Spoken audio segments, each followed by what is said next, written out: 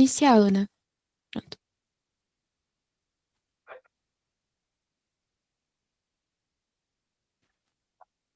Ok, boa noite, gente. Mais um encontro do Grupo de Estudos em Ecofisiologia do Estresse de Plantas, um projeto do IF Sertão Pernambucano, Campus Petrolina, Zona Rural, no qual temos a alegria de receber a doutora Regina Aguiar, professora da UFPE, e o tema de hoje, como todos sabem, a fisiologia vegetal permeia todos os temas que envolvem o sistema solo, planta, ambiente, todo o contexto de produção agrícola. Teremos, então, o tema micorrizas arbusculares em pomares de mangueira, no semiárido brasileiro, influência da fenologia no manejo e da variedade. Então, esse é um tema que temos realmente muito interesse. Inclusive, eu quero aproveitar e saudar todos os presentes e também, mais uma vez, pedir desculpas à professora Regina por não termos mais a possibilidade de compartilhar amplamente o link, como fazíamos anteriormente.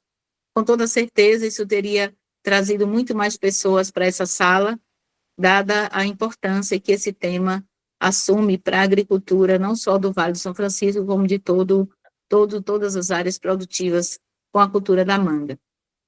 Nessa noite, temos como moderadores Sabrina Menezes e Bruna Belaniza. Bem-vindas, meninas, mais uma vez.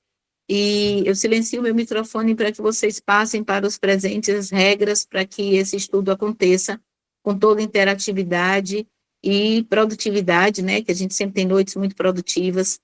E então, Sabrina, é você quem fala primeiro. Silencio meu microfone. Boa noite, pessoal. Espero que todos estejam bem. Sem Sejam áudio, muito Sabrina. bem-vindos. Tá sem áudio? Vocês estão me escutando? Tá com áudio. Ok. Sejam muito bem-vindos, pessoal, a mais um encontro do GISP. Encontro este hoje que será ministrado pela professora Regina Aguiar, com um tema importantíssimo que eu tenho certeza que vai agregar muito na sua vida acadêmica, na sua vida profissional. Professora, novamente seja muito bem-vinda, nós estamos muito felizes em recebê-la aqui. Eu me chamo Sabrina, eu sou aluna do 6º período de agronomia, eu sou integrante do GISP, e hoje, juntamente com a Bruna, nós moderaremos este encontro. Ademais, esse encontro está sendo gravado, onde depois postaremos essa palestra no nosso canal no YouTube, que está disponibilizado aí no chat, juntamente com a nossa biblioteca virtual, onde nós temos muitos artigos e materiais que, com certeza, é de suma importância e que servirá muito para você. Olá, pessoal, boa noite. Eu sou Bruna Belaniza, também sou estudante do 6º período de agronomia do IF Sertão PE e também sou integrante do GISP. Assim como Sabrina mencionou anteriormente, hoje iremos estar moderando juntas este encontro do GISP. Professora Regina, seja bem-vinda mais uma vez e ficamos muito felizes por a senhora ter aceitado esse convite. Inicialmente, gostaria de dar um aviso em relação às perguntas. Durante a apresentação, a professora Regina está aberta a responder perguntas, mas caso alguém tenha interesse em fazer perguntas durante a apresentação, pode abrir o microfone e fazer a pergunta. E em relação às perguntas do chat, todas serão respondidas, mas serão respondidas ao final da apresentação da professora Regina. Muito obrigada e desejo a todos um bom encontro.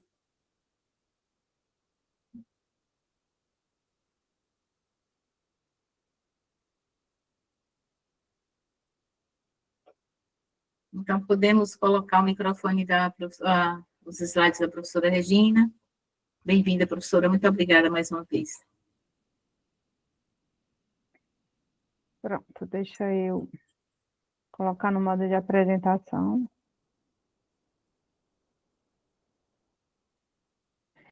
Agora eu só vou ver os slides. Vocês estão vendo já o slide, tranquilinho? Sim, tranquilo. Pronto, então boa noite a todos.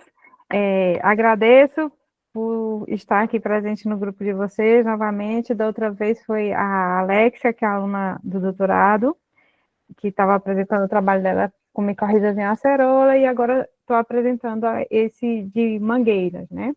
Então, eu me formei em biologia e depois estudei micorrizas lá na Federal de Pernambuco, E depois eu passei no concurso aqui da UPE Campus Petrolina, e a partir de um certo período, em 2017, a gente abriu um programa de pós-graduação e pôde desenvolver esses estudos, né? Então, esse estudo aqui que a gente vai mostrar, ele foi feito a partir de trabalhos de conclusão de curso, dissertações que foram sendo desenvolvidas no decorrer da minha atividade aqui, certo?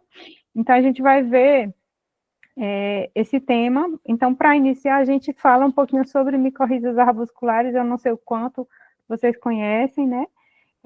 Na outra oportunidade, a Alexia explicou um pouquinho, então vou relembrar, né? Então, micorriza arbuscular é o nome de uma simbiose, e dessa simbiose participam plantas e fungos. Aí o nome dos fungos que formam essa simbiose acabou, né, virando fungos micorrízicos arbusculares, né? E esses fungos, eles se desenvolveram já nessa simbiose, nessa parceria com as plantas. Eles estão presentes nos ecossistemas terrestres, né? E se associam com a maioria das plantas terrestres, certo? Essa simbiose, ela já veio do ambiente aquático para o ambiente terrestre, trazendo junto fungos e plantas. Então, à medida que as plantas conquistaram o ambiente terrestre, né? Então, aqui a gente tem, inicialmente, as plantas no ambiente aquático, a vida começou no ambiente aquático, e a partir da conquista do ambiente terrestre, então, as plantas vieram para o solo, né? Inicialmente plantas de pequeno porte, do tipo briófitas, depois pteridófitas, e os fungos vieram juntos com ela, né? Então, as plantas inicialmente tinham raízes muito pouco desenvolvidas, e os fungos já faziam esse papel de, sei lá, digamos que um ajudante de raiz, né? Então, eles funcionam como raízes das plantas, como uma complementação da raiz. Então, eles conquistaram o ambiente terrestre junto com as plantas, vieram junto com as plantas para a Terra e permanecem junto com elas ainda até hoje nos ecossistemas terrestres. Então, aí a gente tem em cinza as raízes das plantas e em branquinho, né, mostrando os fungos que vão estar presentes associados às raízes das plantas, certo? Então, houve essa coevolução e esses fungos, eles vão estar presentes tanto em ecossistemas nativos, tipo na Caatinga, no Cerrado, na floresta amazônica, nos desertos, enfim. Mas também nos ambientes modificados pelo homem, como áreas agrícolas, né, que é o nosso tema aqui também. A gente conhece mais planta, né, por exemplo, desses dois parceiros aí, a gente conhece que planta tem raiz, caule, folha, flor, fruto e semente, né, então é importante também que vocês conheçam um pouquinho da estrutura dos fungos. A gente conhece mais de fungo, aqueles cogumelinhos, né, que a gente vê, mas tem esse grupo de fungos, ele não parece com os cogumelos, é outra estrutura, né? Então, são fungos que não têm nenhuma semelhança com os cogumelos. Então, como é o corpo desses fungos? Eles têm o corpo formado de hifas, que são filamentos, e essas hifas, elas crescem dentro da raiz, que a gente chama de hifa intrarradicular, e eles crescem também fora da raiz, no ambiente externo à raiz, e é quando eles funcionam como um anexo das raízes, a gente chama de hifas extrarradiculares. Independente de ser fungo cogumelo ou esse grupo de fungos, o conjunto de todas as hifas que formam o corpo é chamado de micélio, tá? Então, a gente tem o corpo dos fungos formados por hifas e micélio, e nesse grupo de fungos, a gente tem uma estrutura chamada arbúsculo, daqui a pouco eu explico melhor e mostro a cara dela, né? Vesículas, e eles se reproduzem principalmente por esporos, tá? Que são tipo as sementes dos fungos. Então, vamos conhecer um pouquinho essas estruturas. Então, hifas são esses filamentos aqui. Vocês estão vendo essa parte mais transparente aqui da raiz e dentro uma parte mais azulada. Então, não existe, né, raiz azulada, o fungo também não é azulado, então isso aqui é todo um processamento que a gente faz com a raiz, que deixa a raiz transparente, e a gente usa um corante que pinta um pouco a raiz, cora um pouco a raiz, mas cora muito mais fortemente os fungos. Então, essas partes aí, azul bem escuro, são o corpo do fungo, as hifas, dentro da raiz. Então, as hifas são esses filamentos, e vesículas, por exemplo, são essas estruturas arredondadas, são pontas de hifas, extremidades de hifas que se dilatam e são usadas pelos fungos para acumular nutrientes para eles. Então, é uma reserva de comida para eles, para tempos difíceis, tá? Então, aí a gente tem duas das estruturas que eu falei, hifas e vesículas, né? Então, a gente tá vendo a hifa dentro da raiz e fora da raiz, intrarradicular e extrarradicular.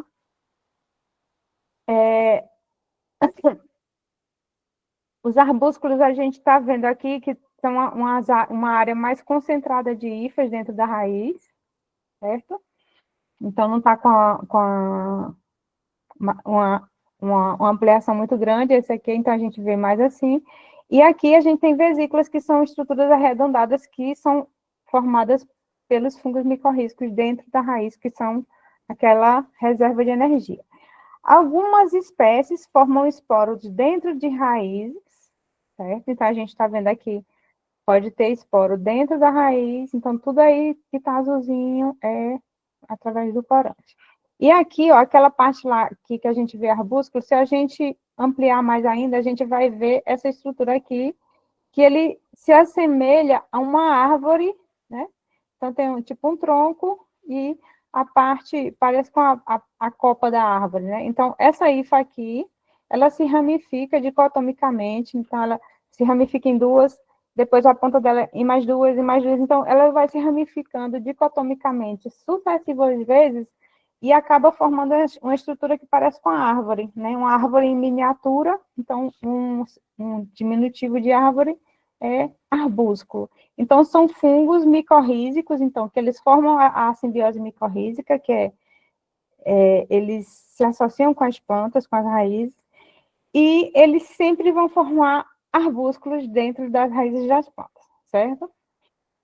Então, fungos micorrízicos arbusculares.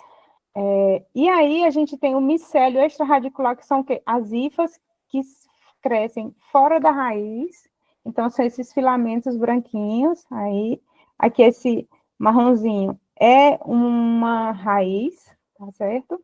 Aqui preto são esporos, que estão se formando aqui no solo, né? Então, o esporo, ele se forma predominantemente fora da raiz, mas algumas espécies se formam também dentro da raiz.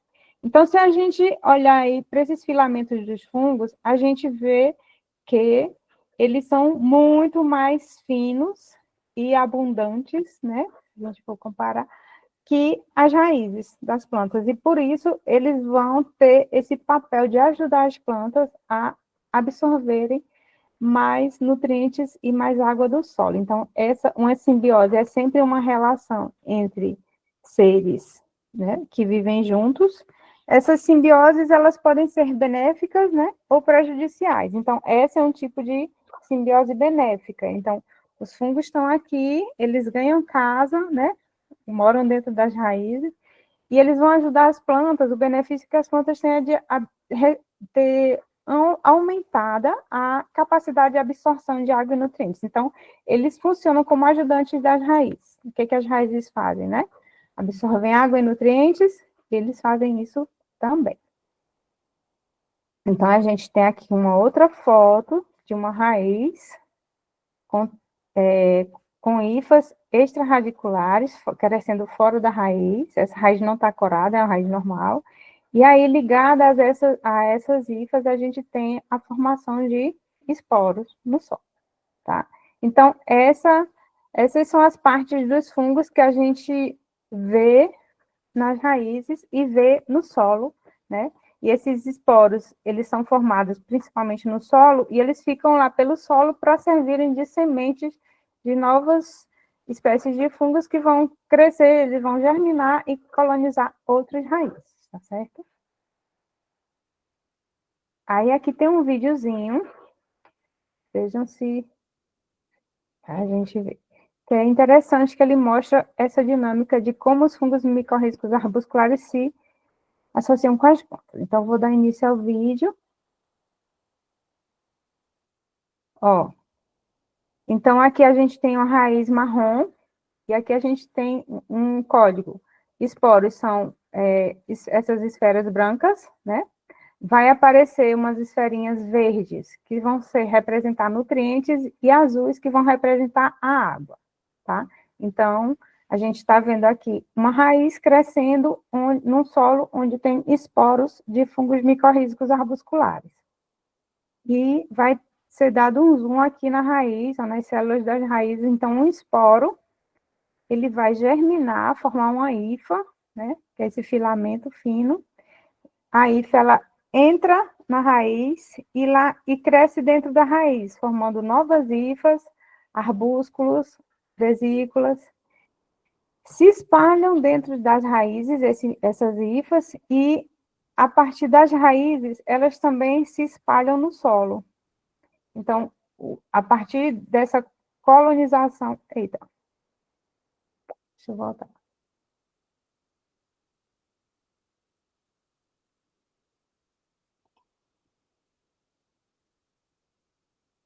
Deixa eu adiantar. Então, está repetindo aí, mas vamos seguir. Pronto, está mostrando novamente a germinação. Os fungos crescendo, entrando na raiz, crescendo dentro da raiz, e vão crescer a partir da raiz para o solo adjacente.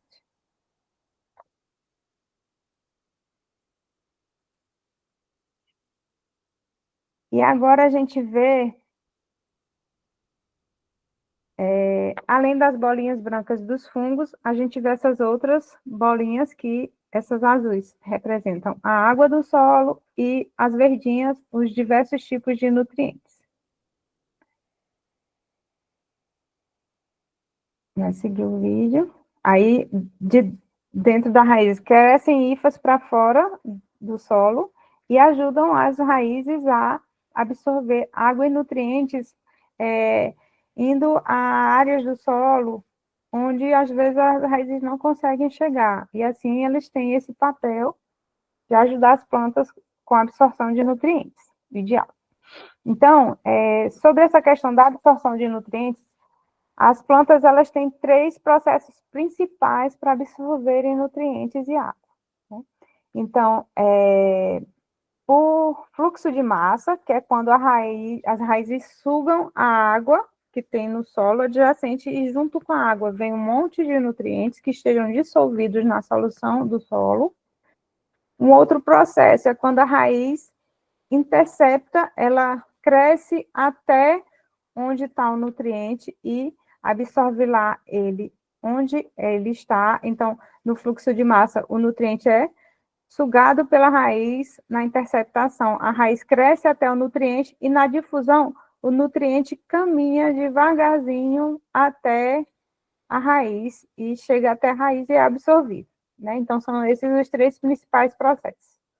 Considerando os principais elementos químicos, né, que as plantas precisam em maior quantidade, esses processos de absorção, o predominante, a forma que as raízes absorvem mais nutrientes é por fluxo de massa. Então, nitrogênio, cálcio, magnésio e enxofre, ela absorve a maior proporção por fluxo de massa, é quando a raiz suga a água com os nutrientes. Outros que ela precisa crescer até eles, todos eles ela consegue, né, crescer. Se ela crescer até eles, ela vai absorver, mas essa interceptação, ela tem uma pequena contribuição na absorção de nutrientes. E a difusão é quando os nutrientes, eles se deslocam sozinhos até a raiz. Então, ele é o processo predominante na absorção de 2 nutrientes, 2 grupos, o fósforo e o potássio. Então, a principal forma de fósforo e potássio é por difusão. O fósforo e o potássio precisam andar de onde eles estiverem no solo até a raiz. Destacando esses 2 elementos químicos, o fósforo e o potássio, a gente vê o seguinte. O potássio, a absorção dele, ela corresponde por difusão, a cerca de 70% do que a planta absorve, né? E 25% por fluxo de massa. Só que o potássio, ele anda aproximadamente 1 milímetro por dia no solo, a distância de 1 milímetro por dia. O fósforo, a difusão é o principal também, cerca de 95% do fósforo que a planta absorve, ele vai precisar andar até ele. Só que o fósforo, a difusão dele é muito lenta, tá? Então, se depender só do fósforo para pegar até a raiz, as plantas vão ficar com deficiência de fósforo, porque ele anda 0,1 milímetro por dia. Então, 10 dias é que ele vai andar 1 milímetro, e o potássio, por exemplo, anda 1 milímetro por dia. Então, as plantas podem ficar com deficiência de fósforo, elas precisam de fósforo em grande quantidade, exatamente, junto com o potássio e os outros macronutrientes. Então, mesmo quando se coloca adubo no solo, aqui a gente tem uma figurinha, né, engraçadinha, mostrando a colocação de adubo no solo. Então, uma parte do fósforo, ela fica na solução do solo, mas é muito pouca, e as plantas vão absorver, né?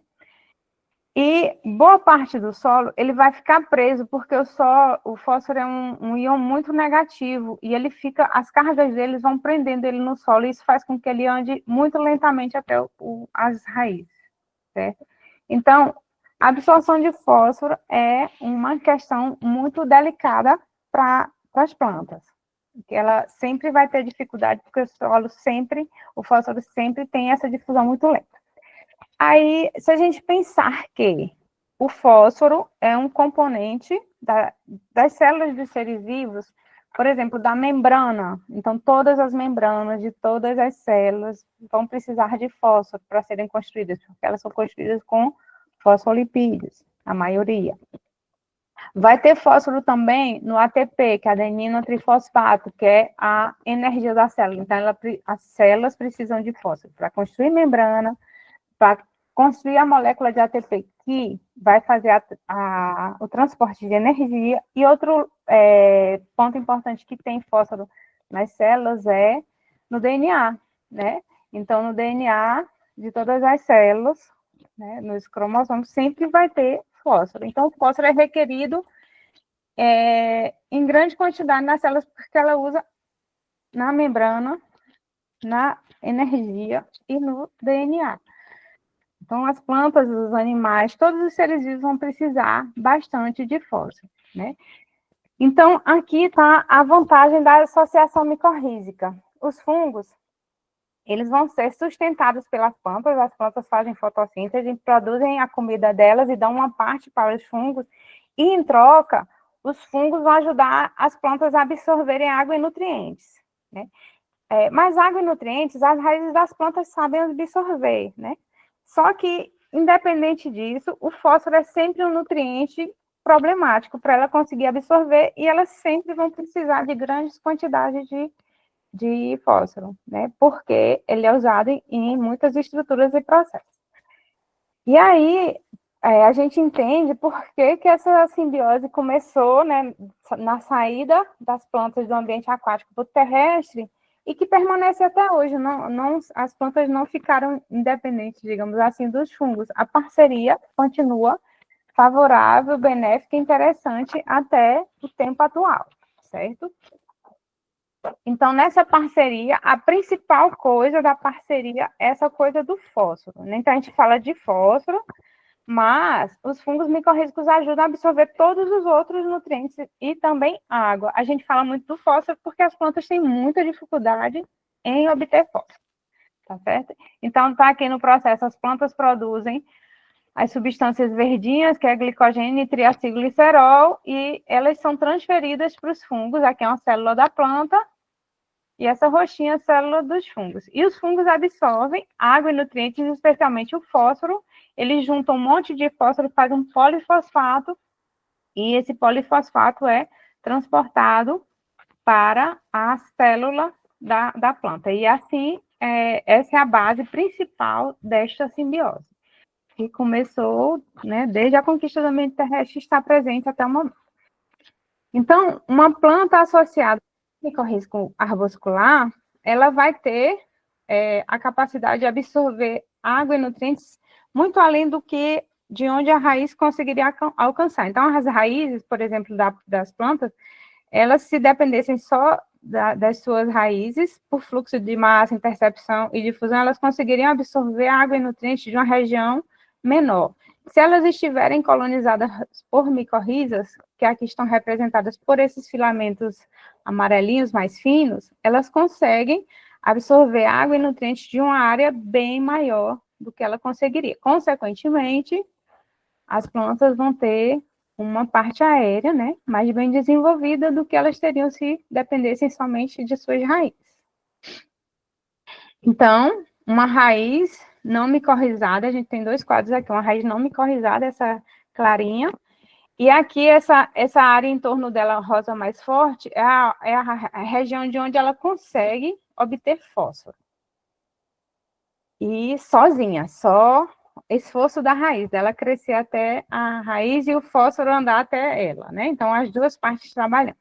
E aí, se a gente tem uma raiz micorrizada que está com presença de fungo micorrízico dentro, e o fungo cresce para o solo extracelular ou extraradicular, então eles conseguem absorver esse fósforo além da zona rosa, que é a zona que a raiz conseguiria absorver sozinha. Então, mesmo que o solo tenha pouco fósforo, ela consegue ir mais longe e obter mais fósforo do que conseguiria. Tá? Então, Oi, pode falar. Desculpa a interrupção. A professora Ana Rita levantou a mão. Pronto, fala. Com licença, então. Nossa, peraí que eu estou com duas coisas ligadas aqui. Um instante, por favor. Eu pensei que... Gente, é porque eu estou com o meu computador defeituoso e estou meio atrapalhada aqui com os dispositivos, mas está dando para me escutar, né? Cortou, mas agora voltou. Pronto. Então, professora, primeiro, super didática, toda essa explicação que a senhora está trazendo, e a gente está aprendendo bastante aqui. E aí eu gostei bastante de um slide em que aparece o contexto o que a planta oferece para o fungo e o outro lado com o fungo com a raiz micorrizada. E vi lá, né, os componentes de carbono e triose fosfato, etc. Então, ou seja, a raiz entregando algo que mantém o fungo, entre aspas, interessados em colonizá-la. Então, uma simbiose perfeita. E a gente vê no mercado hoje uma série de produtos de insumos agrícolas prometendo entregar exatamente isso, fungos que têm a capacidade de garantir um melhor aproveitamento de fósforo por parte da planta. Então, isso tem sido até um grande filão de mercado para eles, né? Melhor solubilizador de fósforo. A minha pergunta é, isso basta ser apenas um solubilizador de fósforo? E a outra pergunta é baseada em uma palestra que eu escutei no início desse ano, em que o palestrante, ele é um consultor internacional de uma empresa de insumos agrícolas, e ele falou da importância desses componentes, desse carbono disponível para os fungos, que a raiz precisa entregar alimento para os fungos, e ele deu uma seguinte sugestão, que inclusive eu já testei umas 2 vezes, avaliar o BRICS da raiz.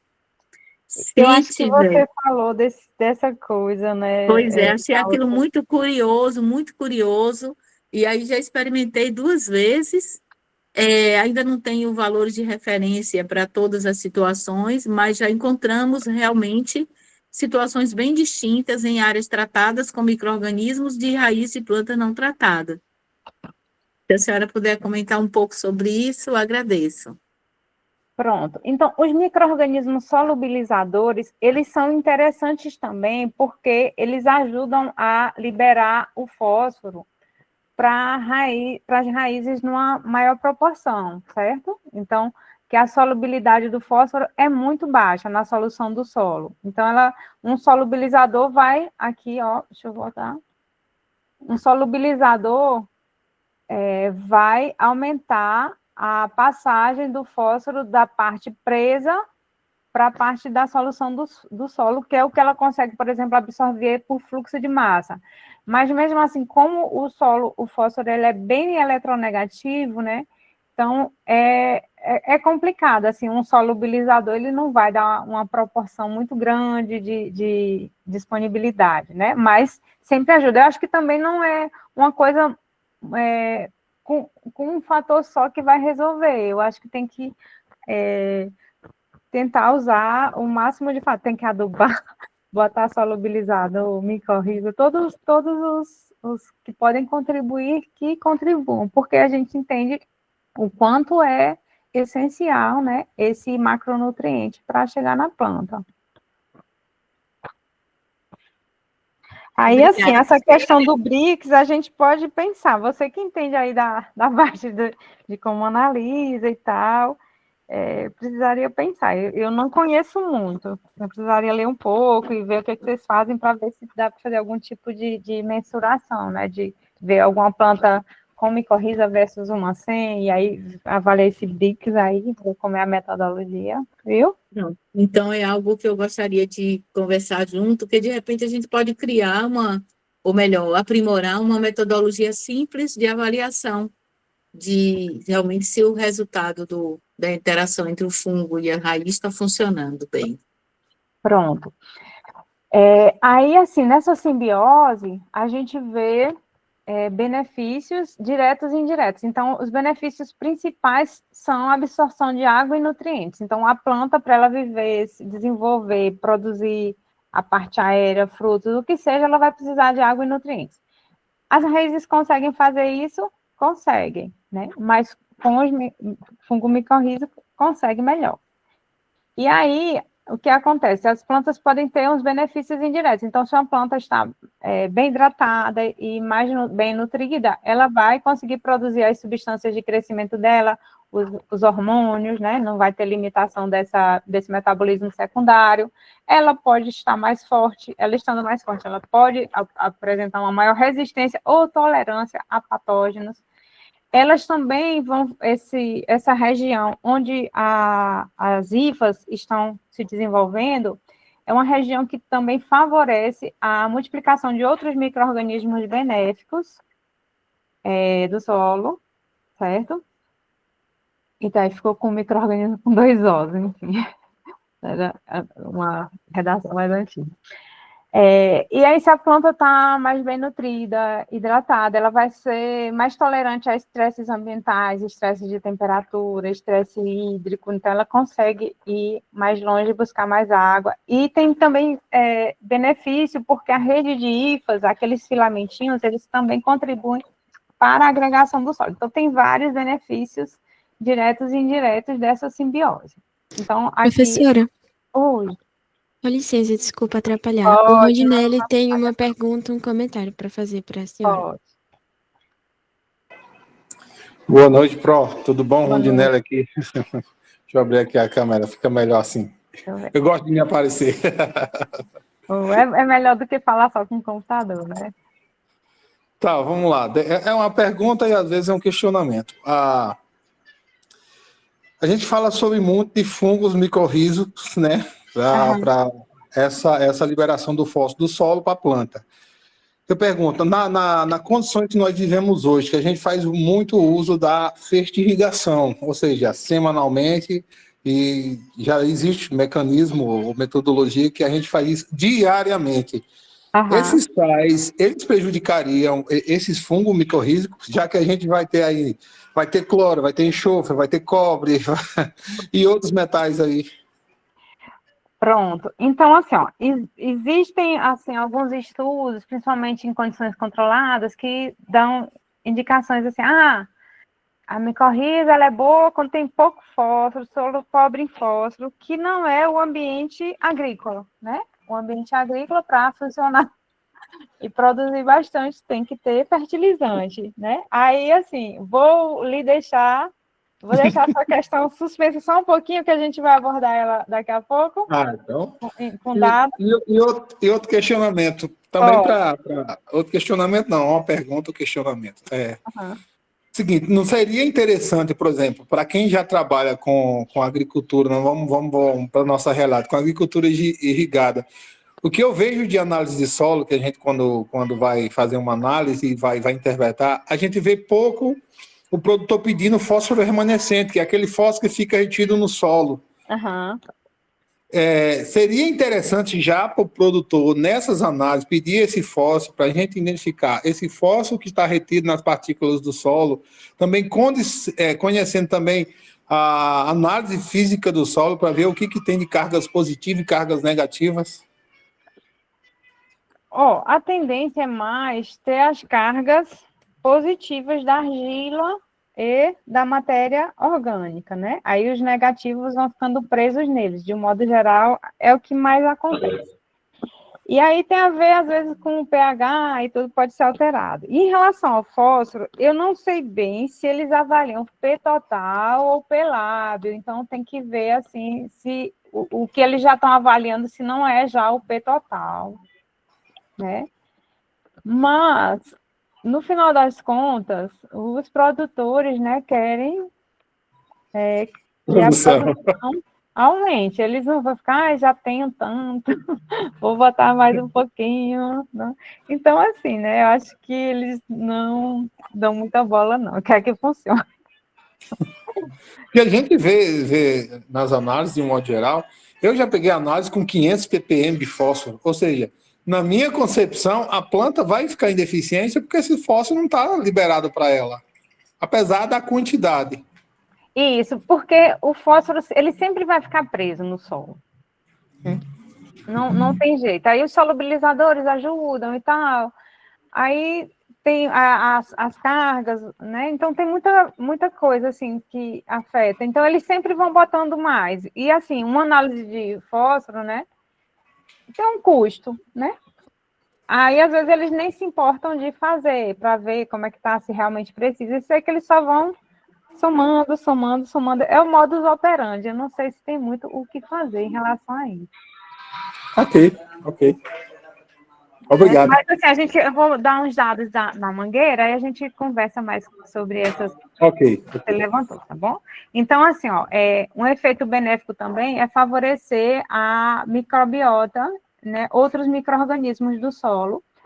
Se tiver só raiz, vai ter um tanto de micro-organismos em torno da raiz. E se tiver as hifas extraradiculares, né, vai ter muito mais. Então, aqui vai ter, por exemplo, os solubilizadores, né, alguns outros micro-organismos que vão favorecer essa simbiose,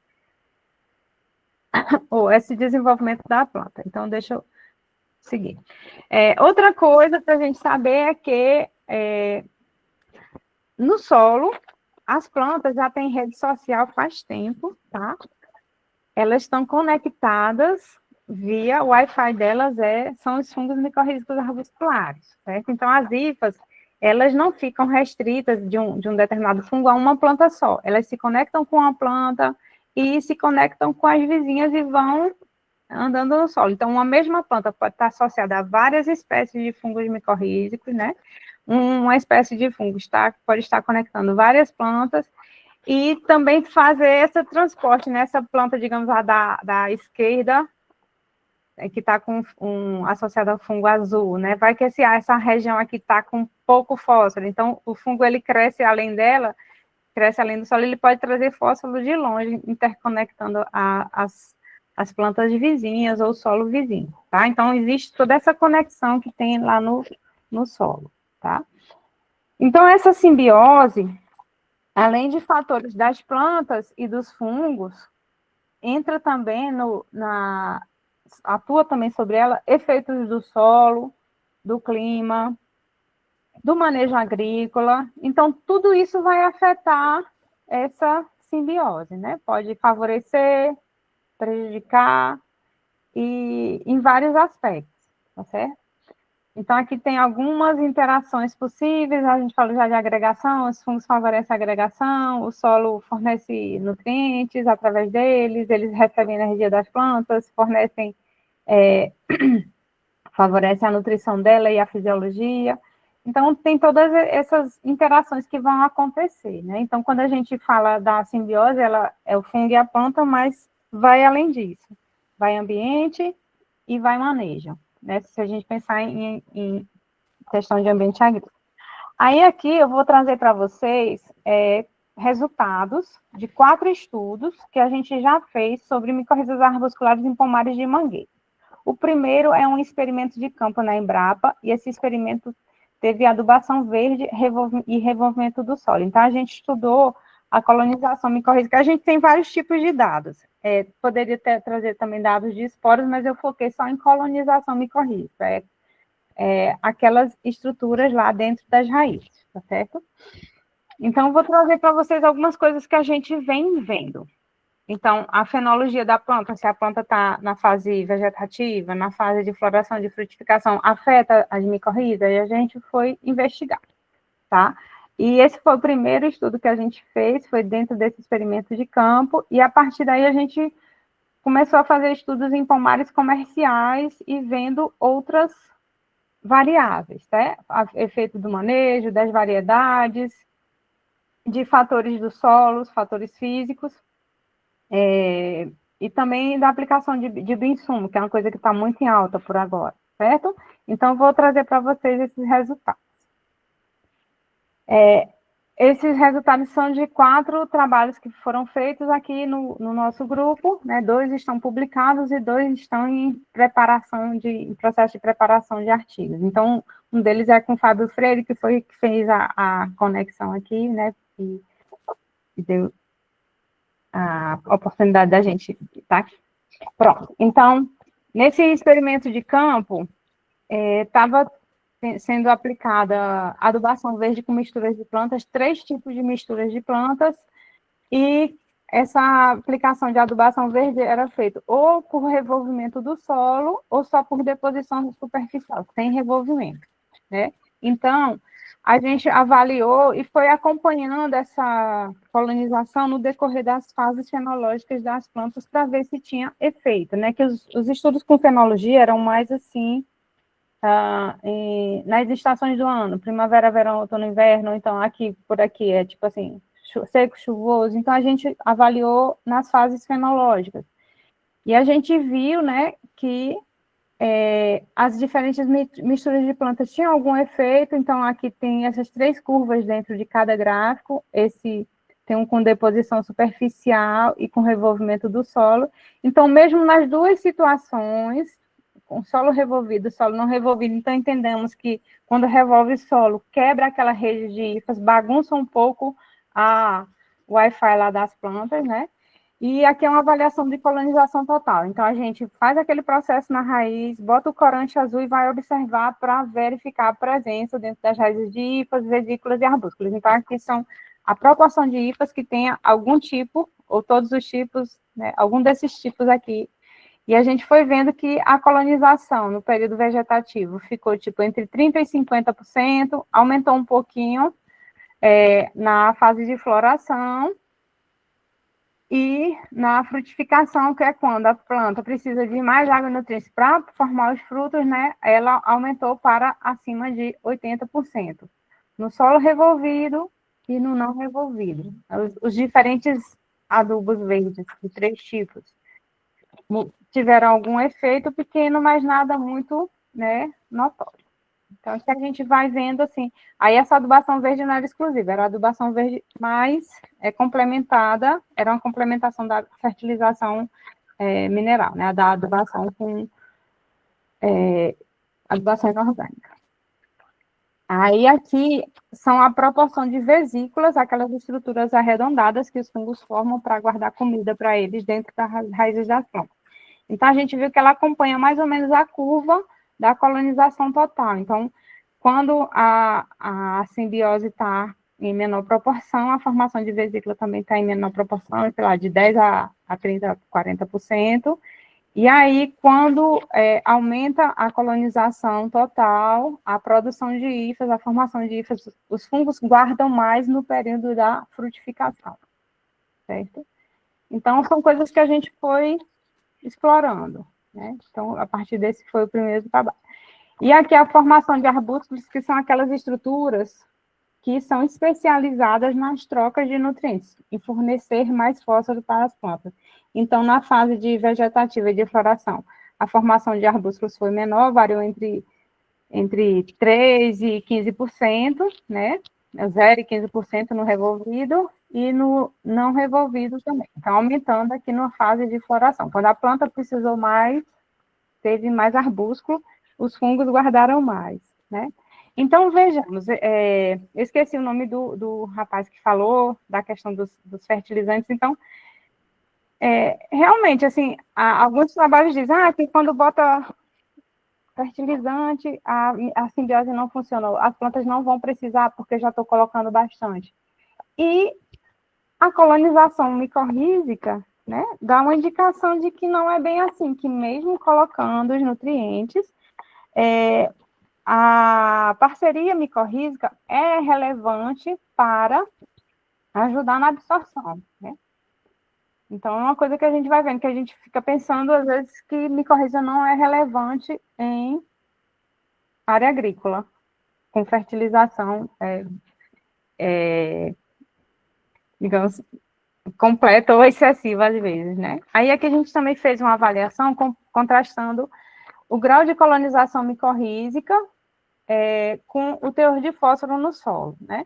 Então, considerando que 12 já é alto, 25 já é muito alto o teor de fósforo, então, a colonização micorrízica, ela não foi afetada, ela tanto era alta quando tinha fósforo baixo, aqui, baixo não, né? Mais baixo, até quando tinha um fósforo mais alto. Então, quando uma ideia que a gente tem de micorriza, quando bota muito fósforo, a colonização diminui. Então, teve uma leve tendência, mas a gente vê que, na verdade, é muito pouco, né, essa tendência. Tinha colonização micorrízica alta quando tinha muito fósforo no solo, e também tinha colonização micorrízica baixa. Então, vai variando por vários fatores, né? Não vai ser uma coisa só que vai determinar. E quando bota fertilizante, quando bota fósforo, inviabiliza ou torna desnecessário as micorrízicas, aparentemente não, a gente vê aqui os dados que não é bem assim.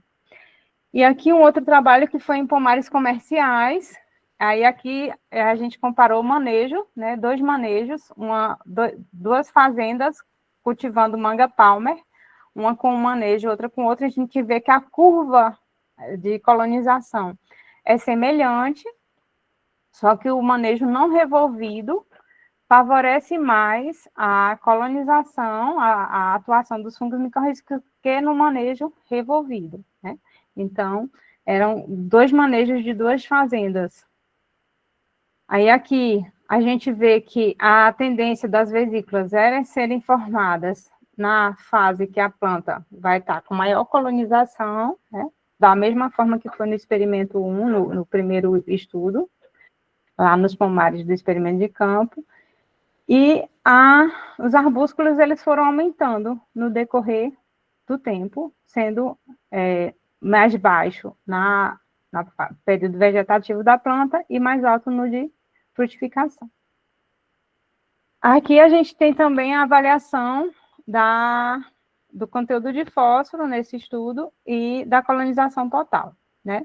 Aqui no solo não revolvido e aqui no solo revolvido.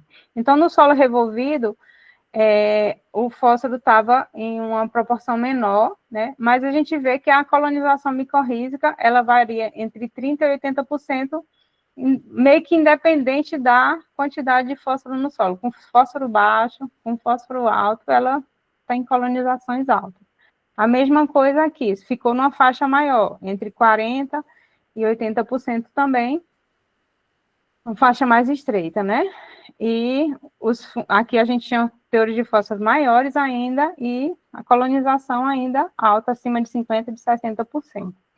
Então, colonização não necessariamente foi afetada por ter muito fósforo no solo. E ainda, nesse mesmo estudo, a gente comparou, tinha um mesmo tipo de solo, com o mesmo manejo, tudo igualzinho, a gente comparou para ver se tinha diferença na colonização em relação à variedade das uvas, né? Então, tinha Palmer e Kate, né? A gente queria saber, muda a colonização se mudar a variedade? Aí, para a manga, a gente viu que não mudou, né? Então, continuou aumentando a colonização no decorrer dos estádios fenológicos, mas Palmeriquete ficaram com as curvas bem semelhantes, tá? Que também é um fator que afeta, mas é muito pouco, não foi, assim, uma coisa muito destacada. E na formação de vesículas também a gente viu Palmeriquete, né, aumentando a formação de vesículas no período final, as duas tiveram comportamento bem semelhante, e na formação de arbúsculo também. Uma tem uma proporçãozinha um pouquinho menor, mas nada que seja diferente estatisticamente. Outra coisa que a gente avaliou foram 2 tipos de solo de uma fazenda. Então, a mesma empresa tinha 2 fazendas em 2 locais, um solo mais argiloso e um super arenoso. Então, esse solo 1 era o mais argiloso e o 2 o mega arenoso, areia pura praticamente. E a gente viu que, com o mesmo manejo que a fazenda aplica, né, nas 2 áreas, o comportamento das micorrizas é semelhante, né? Então, muda um pouquinho em relação ao solo. Então, aqui a gente viu que tinha fatores dos fungos, das plantas. Então, a gente está olhando esses fatores, né? À medida em experimentos naturais do mundo, né? Na agricultura real. Então, a colonização é arbusto total. Aqui, as vesículas, a gente vê o mesmo comportamento do primeiro experimento lá com a adubação verde. Os arbúsculos também, então, nos tipos de solo, variou muito pouco. Um outro estudo que a gente fez com pomares de manga foi vendo em relação à posição topográfica, né? Então, a gente tinha um pomar que tinha uma parte plana superior, uma parte inclinada e uma parte inferior, e aqui na inferior tinha uma parte, uma porçãozinha dessa parte inferior que era encharcada, né? E aqui era normal, plano, tudo direitinho. E aqui na inclinada tinha salinização. Então, a gente avaliou manga só na fase vegetativa, nessas condições todas aqui, né? De topografia e tal. Então, na parte superior plana e na inferior plana, a gente viu que a colonização estava, né, nos mesmos níveis, né? E o fato de estar na encosta já provocou um decréscimo na colonização. Então, isso aqui é que tinham 2 conjuntos de plantas, aqui tinham 2 conjuntos de plantas e aqui tinham 2 conjuntos de planta também. Então, quando a gente foi ver cada conjunto de planta, a Palmer e a Kate, que foi aquele outro estudo, estavam com a colonização semelhante. No solo, na área inclinada, o fator de inclinação foi mais forte, por exemplo, do que a salinização. A salinização não afetou negativamente, mas a inclinação afetou. E aqui a gente tinha um solo com drenagem normal e outro encharcado, né? Então, o encharcamento também prejudicou a simbiose, certo? Então, a gente viu que situações favorecem, né? E que situações não favorecem a colonização micorrízica. Aí a gente viu as vesículas, né, que na parte plana, que é uma parte que geralmente, né, na questão, a erosão traz nutrientes e matéria orgânica para a parte plana, que às vezes favorece, né, a microbiota, e a parte inclinada sempre a prejudicada, né, com menores condições, menores proporções de estruturas de micorrizas. Então, quando a gente destrincha em cada uma das 6 áreas, né, dessas posições, a que está com melhor situação é a parte, digamos, mais normal, com drenagem adequada, e da parte plana inferior, que recebe os nutrientes. Então, a parte do solo encharcável, a parte da área inclinada e a parte superior, elas tinham uma proporção de vesículas menor. Então, aqui favoreceu, tinha mais nutrientes para os fungos guardarem a parte deles. E a formação de arbúsculos também foi maior nessa parte plana do terreno do que na inclinada e na superior plana, porque bem ou mal essa superior vai perdendo nutrientes e matéria, né, por erosão para a plana inferior. E quando a gente vê em cada uma das 2 áreas que tinha nesse pomar, a gente vê que a parte com boa drenagem é que tinha a melhor condição.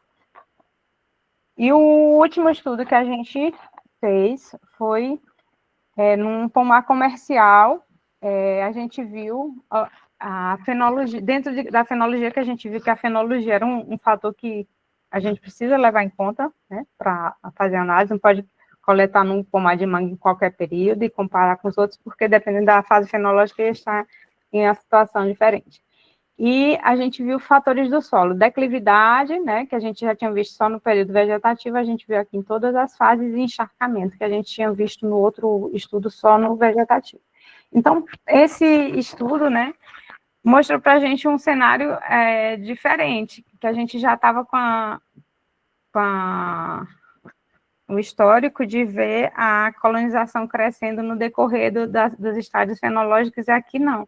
Nessa área, a colonização foi alta em todos os estádios fenológicos, e o que afetou, abaixou um pouco a colonização, que ficou aqui entre 70% e 80%, foi o fato de ser uma área de solo encharcado, com uma drenagem não muito boa. Então, a gente tinha visto aqui nesse que o fato de ser encharcado, que esse aqui afetava negativamente, então foi o único fator, esse pomar aqui estava, e esse aqui, por exemplo, estava com fósforo também bem alto. Todos esses dos estudos 2, 3 e 4, eles todas áreas com solo com fósforo alto, ou muito alto, certo? Aqui, que ainda não tinha mostrado, né, algumas figuras de raízes colonizadas, então a raiz está despigmentada, e essas filamentinhos azuis, essas porções azuladas, são as estruturas dos fungos, para a gente ver, assim, que esses 90% realmente era isso mesmo, certo? Então, quase 100% da raiz colonizada nesse pomar. Aí as vesículas tiveram a tendência a declinar, né? Nos outros a gente estava vendo as vesículas aumentando na fase de frutificação, e aqui não foi o que a gente viu ou ficar igual a maior parte do tempo, ou declinar um pouco, né? Então, tem uma condição diferente. Então, para a gente também não presumir que sempre vai ser, a gente começou a ver o padrão, né, de sempre crescer a fenologia, e já estava presumindo que ia ser sempre assim. Então, a gente viu aqui, opa, tem alguns fatores que não vão deixar a fenologia se destacar, né? Não sei se era um altíssimo condição de nutrientes, enfim. E a arbuscular também estava crescendo nos outros, e aqui ela meio que declinou na área controle, na área em declive ela aumentou um pouco, e na outra encharcável ficou uniforme, né? Então, lógico que a área controle teve mais arbúsculo que a encharcável, mas a gente não vê um padrãozinho muito tranquilinho que a gente estava vendo nos outros estudos, né? Então, são coisas para a gente pensar e discutir. Uma outra coisa que foi vista foi a aplicação de bioinsumos. Então, a gente tem no primeiro grupo de informações aqui a área controle, nas fases de floração e frutificação, e 2 áreas com aplicação de bioinsumos. Esse bioinsumo é tricoderma, né, a solução de tricoderma, contendo tricoderma, e aí a gente viu que a área controle, uma das áreas que aplicou bioinsumo, não teve diferença, e uma outra área que aplicou o bioinsumo teve até um declínio em relação ao anterior. O que a gente viu de diferente, por exemplo, entre o bioinsumo 1 e o bioinsumo 2 foi o espaçamento entre as plantas, e a gente fica sem saber, porque nas outras variáveis do solo, parte química, não tinha grandes diferenças. Então, aí será que foi isso, né? Que a gente fica pensando, que fatores estão influenciando? A gente está pontuando alguns fatores, mas tem muita coisa, né?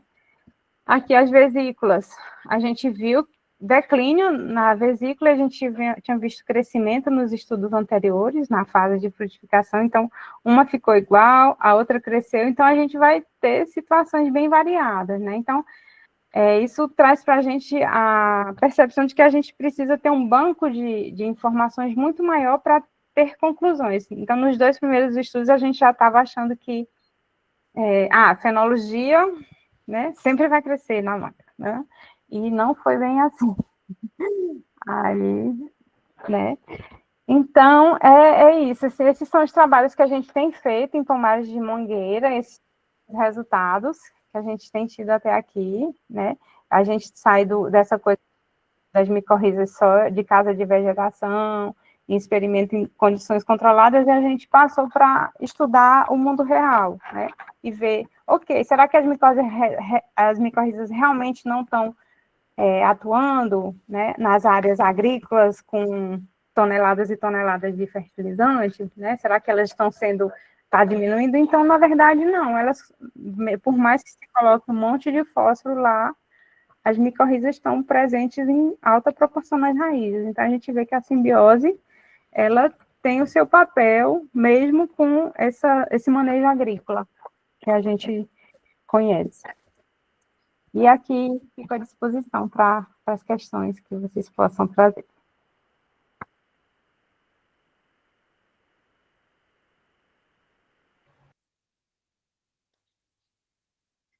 Professora, tem algumas perguntas aqui no chat. Tem a pergunta do Marcos, tem perguntas de Marcos Pimentel e perguntas de Marcos Kleber. Pessoal, então, em relação a esse final, a professora Regina está aberta a perguntas, ao qual quem quiser abrir o microfone para fazer perguntas a elas podem também, mas a gente também vai estar respondendo algumas perguntas que foram deixadas durante a apresentação.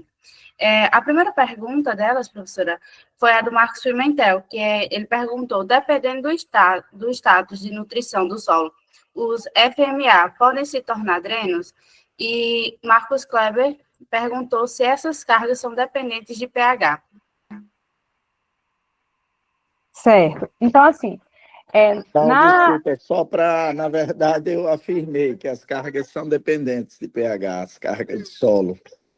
Sim, são dependentes. Mas tem algumas situações de solo que pioram ainda a prisão do fósforo, né, ao solo, e outras deixam mais tranquilo, né.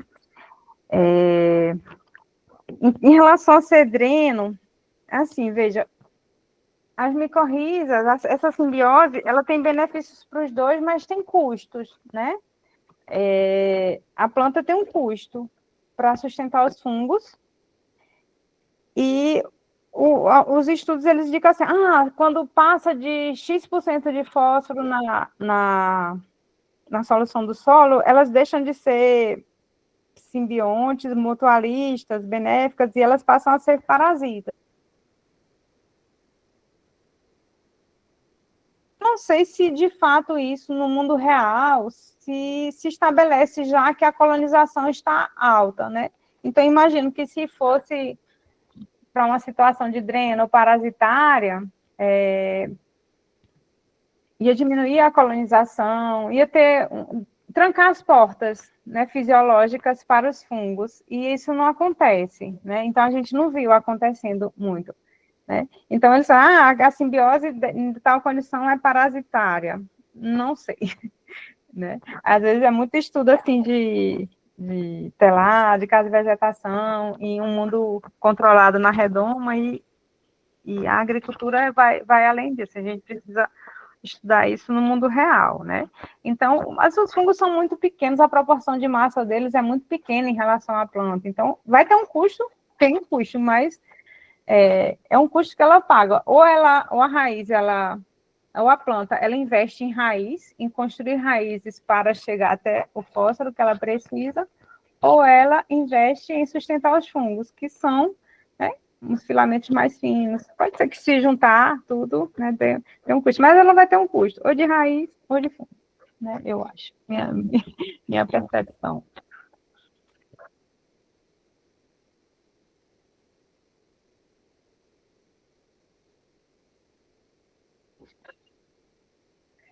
A Rhizoctonia solane, né? Já acho que nessa situação, eu acho que tem os limites, né? Os fungos, eles precisam se alimentar, eles não fazem alguns desses, né? Não são saprófitas, eles precisam de plantas vivas com as quais eles se conectem, né? Então, se elas aceitam a simbiose ou se eles vão precisar, né, parasitar, que é uma outra simbiose, que a gente tem simbiose parasitária, né?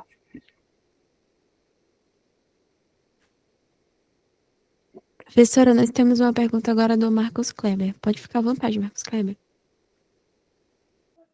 Professora, boa noite. Boa noite. Regina, parabéns pela apresentação. Professora, só para ficar claro para mim, Então, nos trabalhos que vocês conduziram, não encontraram uma correlação, por exemplo, entre o teor de fósforo, né, digamos, teores elevados, considerados altos, e eu não diria que inibição. Uma vez eu perguntei a uma colega da área, uma colega sua da área de microbiologia, o que ela me disse que não é uma inibição o fósforo, mas digamos que a planta entende que não precisa recrutar os fungos micorrízicos, porque ela teria fósforo disponível, né, na quantidade, e esse recrutamento, como você colocou, tem um gasto energético, não é uma demanda da planta, e ela faria isso em situações em que ela realmente precise criar essa extensão do sistema radicular e acessar esse fósforo. Mas nos trabalhos que vocês conduziram em pomares, é interessante que foi a campo, não houve, isso, essa correlação? Isso, o que a gente esperava era uma correlação negativa. Quanto mais fósforo no solo, menos colonização. E a gente viu que a colonização às vezes estava mais baixa, sei lá, em torno de 40%, com um teor de fósforo no solo, da mesma forma que a gente tinha colonização de 80% a 90% nesse mesmo teor. Colonização alta também em baixo teor de fósforo, e a gente não viu, assim, a gente viu umas variações, mas a gente não viu um padrão, assim, baixa quando aumenta o fósforo, não viu isso, né? Aí, assim, a gente não sei como dizer, se a gente tem como quantificar essa coisa, assim, agora não é mais benéfico, os fungos já estão parasitando, né? Então, acho que na teoria se fala, mas eu não sei se tem como medir isso, né? Mas eu imagino que pela dificuldade de as plantas terem acesso ao fósforo, mesmo com fertilizante, já que boa parte deles vai ficando fixo no solo, então acaba que, na verdade, o aumento da concentração de fósforo não significa aumento de disponibilidade, sempre, né? E a simbiose está lá, alta. Nem a professor, acho que tem fenologia. a ver com a pergunta do colega lá, né, que ele falou, porque assim, na fertirrigação, nós conseguimos fazer isso de forma muito fracionada, e apesar de alguns solos, embora, acho que você fez um trabalho, professor Fábio, os nossos solos, eles não são tão ávidos por fixar só fósforo como em outras regiões, né? Verdade, verdade. De latossolos, enfim, de solos que realmente têm um poder de fixação alto. Verdade. Não é, no nosso caso, isso não é tão drástico assim. Verdade, verdade. Eu fiz um trabalho com fixação de fósforo, micorriza em alta fixação e baixa fixação, e média fixação. A gente viu que elas contribuem mais na alta, por exemplo, mas na baixa estava lá. Perfeito. Porque a gente acaba que fornece ele diariamente, ou 3 vezes por semana, a gente consegue, como tem a fertirrigação e faz a adubação na hora em que queremos, né? Ou seja, pode fazer todo dia, como o colega disse, tenha condições, estrutura, equipamento para isso. A gente consegue fracionar isso até diariamente. Então, realmente. Mas é interessante, porque até então, tipo, onde vai ter muito fósforo, não tem micorriza. Chegamos a pensar, a discutir de baixar o teor de fósforo no solo para começar a estimular essas micorrizas e daí, digamos, ter um custo-benefício maior, mas pelo jeito não é assim. O que eu penso, assim, é o seguinte, a vida, ela quer se manter. Então, os fungos, essa simbiose, ela se desenvolveu em um determinado conjunto de condições, né? Só que agora a humanidade criou outro conjunto de condições, a condição de alta fertilidade, né? De alta disponibilidade de nutrientes, que, no primeiro pensamento, assim, torna desnecessária a simbiose. Mas o que acontece, que eu entendo que aconteça, esse ambiente, ele seleciona os fungos que conseguem interagir bem e a colonização se mantém. Então, não necessariamente a agricultura prejudica as micorrizas arbusculares. Na verdade, eles estão só potencializando as coisas, a meu ver. Perfeito, professora. Obrigado. Por nada. Mais alguma pergunta, pessoal? Sim. Professora, mais uma vez, parabéns pela apresentação, muito esclarecedora e trabalhos muito relevantes. Pegando um gancho aí na fala do consultor Marcos Kleber e do Rondinelli, ainda preocupada com esses mecanismos de absorção, eu me lembrei aqui das plantas que não têm pelo radicular. Então, elas, teoricamente, têm uma superfície de contato com as partículas do solo muito menor, né? O caso do abacate, das palmeiras, como o açaí, coqueiro, por exemplo. E no caso do abacate, é uma situação um tanto desafiadora, porque as mudas se tornam completamente vulneráveis na fase inicial de crescimento, inclusive com alto índice de mortalidade por patógenos de solo. É sério, eu Então, não sabia. elas morrem bastante. Se não me engano, é Rhizoctonia, não é, Max Kleber? Não estou bem lembrada, mas a Ana, não mortalidade é sei. altíssima. Aí, Jadson, para Então, nós ajudar. Eu realmente não Jadson, que é sei. o outro do nosso grupo.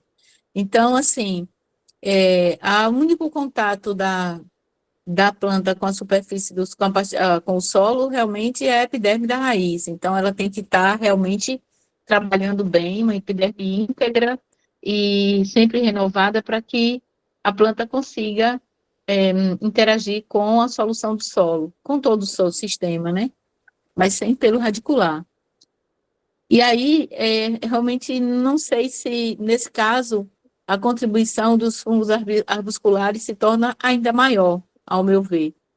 Então, como é que a senhora poderia fazer uma análise dessas raízes que não têm pelo radicular e como as micorrizas podem ajudá-las a viver melhor no ambiente solo, principalmente quando tiver risco de contaminação por algum patógeno?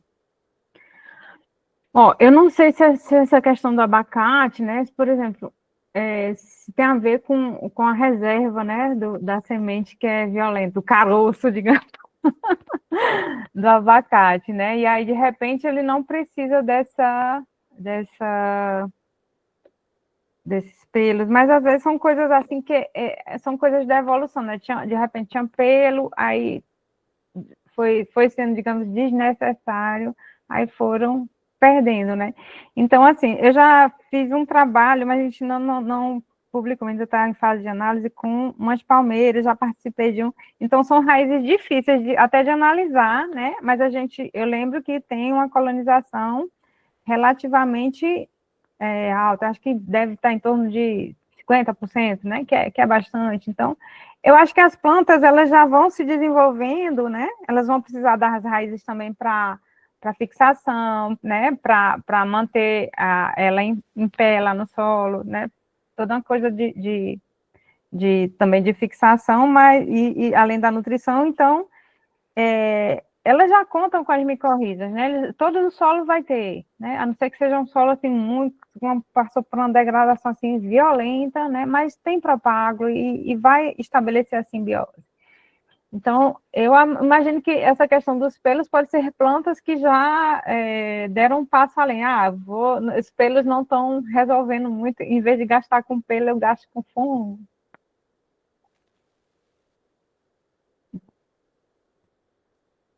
Tá, é algo para a gente analisar sob essa perspectiva. Obrigada. Professora, tem outra pergunta no chat do Marcos Pimentel, onde ele pergunta: as enzimas dos fungos quebram as ligações do fósforo com os óxidos de manganês e ferro? Na verdade, os fungos micorrízicos, eles não são solubilizadores, então eles não liberam enzimas no solo para solubilizar e absorver. Eles, basicamente, à medida que eles vão absorvendo a água e os nutrientes da solução do solo, ele vai mudando a direção o equilíbrio da reação do fósforo com a solução do solo. Então, ele desvia o equilíbrio do fixado para a solução do solo. Aí absorve. Então, toda vez que ele absorve, fica sem fósforo na solução do solo, então solubiliza mais. Então, eles não atuam em solubilização. Tem outros grupos de micro-organismos que são solubilizadores, eles não. Mas eles modificam o equilíbrio, eles tendem a balança para o lado da solubilização. Ele comentou também que ele isolou Rhizoctônia em raízes de orquídeas, e estas vivem em simbiose com essas plantas. Ele falou também que parece que em determinadas condições o fungo muda o seu metabolismo para desempenhar o papel simbiótico. Isso, orquídeas, elas realmente precisam bastante dessa simbiose, né? Sempre vai ter com Rhizoctônia. A Rhizoctônia, às vezes, quando não está presente uma planta para ele fazer a simbiose, aí ele tem que se virar, né, com as outras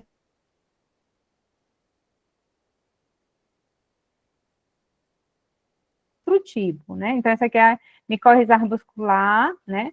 Então, o da orquídea é específico, micorriza orquidoide. Então, é um tipo específico ainda, que só dá certo com esses fungos, com esse grupo de plantas. As micorrizas arbusculares são zero especificidade, né? Elas se estabelecem com quase todas as plantas, né? E tem algumas que são muito específicas, e às vezes, se ele não encontra o seu específico, ele vai ser parasita com os não específicos. Sabrina levantou a mão, acho que ela tem alguma pergunta para fazer. Sabrina, você quer perguntar algo? Sim, por favor. Professora, primeiramente, parabéns pela apresentação, foi muito enriquecedora. Eu tenho duas perguntinhas para fazer. A professora mencionou que uma das características dessa interação seria na melhoria da agregação das partículas do solo. Como que isso aconteceria e, se em solos compactados, se essa interação haveria alguma dificuldade ou se, no caso, seria um benefício para melhorar essa compactação? Pronto. A agregação, ela tem o papel físico na agregação semelhante ao da raiz, né? A raiz não agrega o solo, quando você planta, pega um solo, bota uma plantinha, né? E ela se desenvolve por o tempo que você levantar a plantinha do vaso, ela vem com o solo todinho, não é isso? E antes não. Se você pegar a raiz assim que a planta assim que nasceu, ela ainda não agregou, não tem raízes que agreguem, né? Então, as micorrizas, ela tem essa agregação física, ela segura as partículas do solo, né? E tem também a agregação que é considerada a partir de uma proteína que os fungos produzem no solo, chamada glomalina, que é tipo uma cola, certo? Então, esses aspectos são da agregação. Em relação a solos compactados, eu lhe confesso que eu nunca li muito. Eu lembro que eu já li alguma coisa, mas eu não memorizei nada, assim, não me chamou a atenção sobre a compactação. O que acontece com a compactação? Diminui os poros do solo, né, a aeração, a quantidade de água e tal. Então, às vezes, é ruim para todo mundo, então vai ser ruim também para as hifas, né? Mas eu lhe confesso que eu não lembro, assim, dos efeitos de compactação. Mas eu já li, mas não prestei atenção. Nunca foi objeto dos nossos estudos de solo compactado, e eu li faz muito tempo, então eu não lembro, assim, os efeitos, né? Eu acredito que é uma situação que eles vão ajudar, que é mais fácil para a IFA passar pelos poros comprimidos do que para as raízes, né? Então, eu imagino que o efeito da micorriza vai ser benéfico também, mas eu não li nada recente sobre isso. Não, Certo, professora. Muito obrigada, viu? por nada.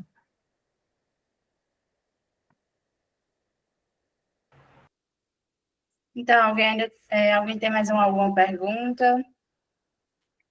Qualquer coisa pode estar colocando no chat, se alguém ainda tiver alguma pergunta, ou pode levantar a mão e abrir o microfone e fazer a pergunta diretamente para a professora.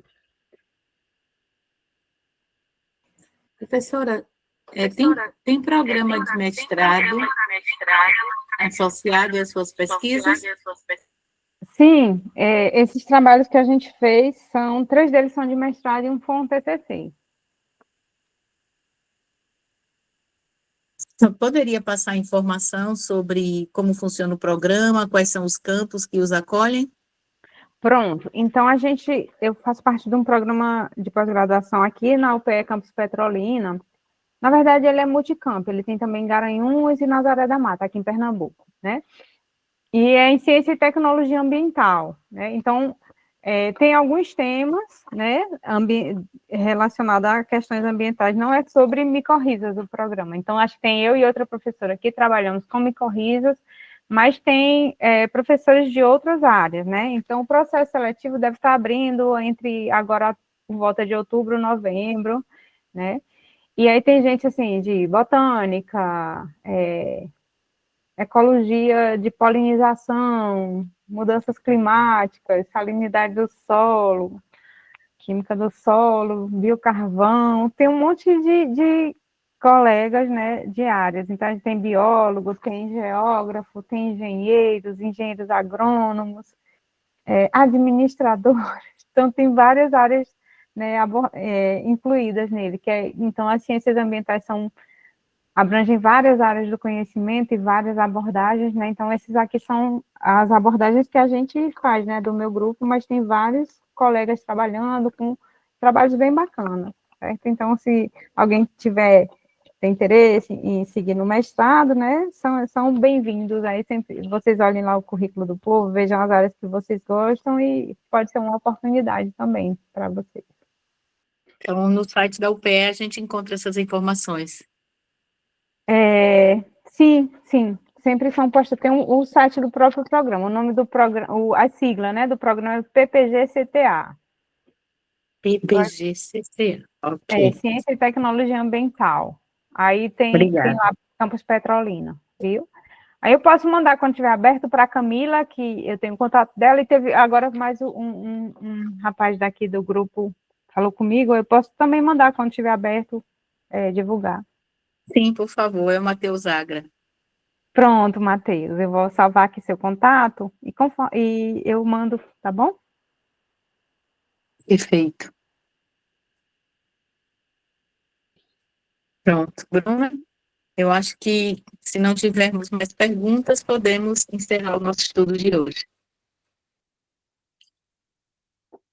Então, eu gostaria de agradecer muito à professora Regina por ter aceitado esse convite. Foi um encontro enriquecedor. Parabéns pela palestra, foi maravilhosa. Agradeço por todos os conhecimentos que a senhora compartilhou hoje conosco, em nome de todo o grupo. Muito obrigada. Por nada, foi uma satisfação para mim, né? E sucesso aí com a continuação das atividades de vocês. Vocês me inspiraram a começar um momento desse com os meus alunos. Professora, só falando um pouquinho da história do nosso grupo, muitos aqui já sabem, Marcos Kleber está desde a fundação do grupo, desde o primeiro dia, há 5 anos que nós começamos a nos encontrar para estudar, e isso foi algo que nos salvou na pandemia, porque foi muito desafiador para todo mundo, não preciso nem dizer, mas a gente se encontrava semanalmente na pandemia, e o nosso grupo cresceu além de fronteiras. Então, a gente tem, assim, membros lá desde o início conosco, no grupo do WhatsApp, e aí a gente tem os encontros de estudos, divulgamos muitas coisas mesmo, e o que é que há de muito bom nisso? A gente se conectou muito com o setor produtivo, o que proporcionou muitas oportunidades de estágio e emprego para os nossos estudantes, já na graduação. Então, assim, eu digo que foi eu diria que foi, acho que a minha atividade profissional em todos esses anos que eu sou engenheira agrônoma, como professora, é a atividade que mais me orgulha. Eu fico muito feliz e cada vez mais grata, porque todos que estão conosco nos dão a oportunidade de amadurecer todos os dias, de crescer como grupo de estudos, como grupos de pesquisa também. Então, sem dúvida, é uma experiência valiosíssima e vale muito a pena, professora, juntar os estudantes para formar um grupo de estudos. Cria um interesse muito, muito grande, eles amadurecem muito, e nós também. Pronto, Joia. Eu sigo à disposição da senhora, dos colegas aí. E quero participar, viu? Quando tiver, eu quero participar. Tá bom, a gente vê. Obrigada, Pessoal, então. nós também temos um grupo no WhatsApp, onde lá nós compartilhamos informações, conhecimento. É um grupo muito bom. Então, quem tiver interesse pode entrar em contato conosco no Instagram, que é GISPIF, ou em contato com algum membro do GISP para poder te adicionar no grupo. Tá certo. Perfeito. O nosso grupo realmente é um grupo técnico. Pronto. Professora Regina, quero, em nome da nossa instituição, mas principalmente em nome do nosso grupo de estudos, agradecer a sua valiosíssima participação. Foi uma noite muito rica, como todos já disseram aqui. Aprendemos bastante, refletimos bastante.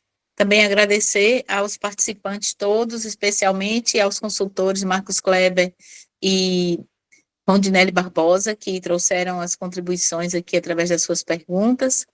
E dizer que daqui a 15 dias teremos outro encontro de estudos, não sei ainda qual vai ser o tema, os meninos aí é quem sabe, responsáveis pela agenda, mas já os convido para daqui a 15 dias participarem novamente conosco. Muito obrigada.